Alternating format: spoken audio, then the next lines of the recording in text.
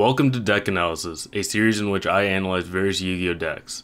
I'm Angelic Chaos Zero, and episode 10 will feature a fun yet oddly playable theme of Watts.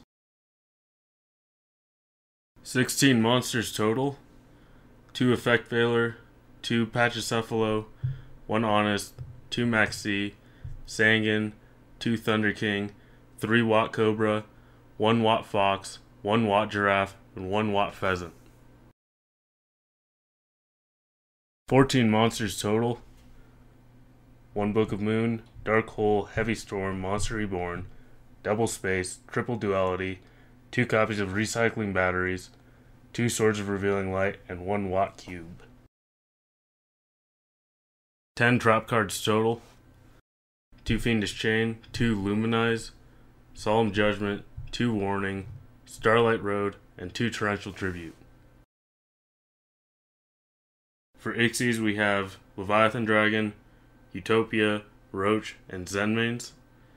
Synchros are Catastor, Armory Arm, Black Rose Dragon, Brionac, Mistworm, Scrap Dragon, 2 copies of Stardust Dragon, 2 copies of Watt Chimera, and Chimera Tech Fortress Dragon.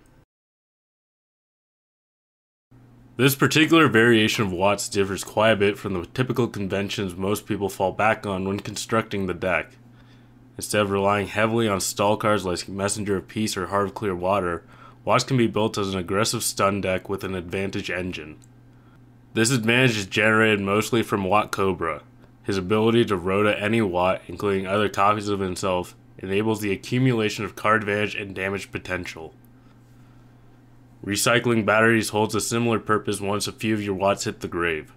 Being a +1 in itself, this spell can recur power cards like Wattcobra or Wattgiraffe, increasing your damage dealing ability while also restarting Cobra's advantage loop.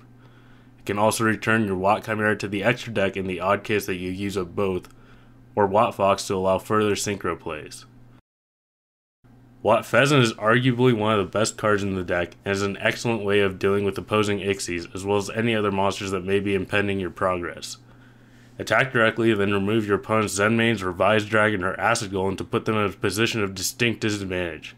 Since Ixies lose their materials when removed from the field, your opponent will be left with vanilla equivalents of their monsters, or far worse in the case of Acid Golem. You can also remove your own monsters with Wattpheasant.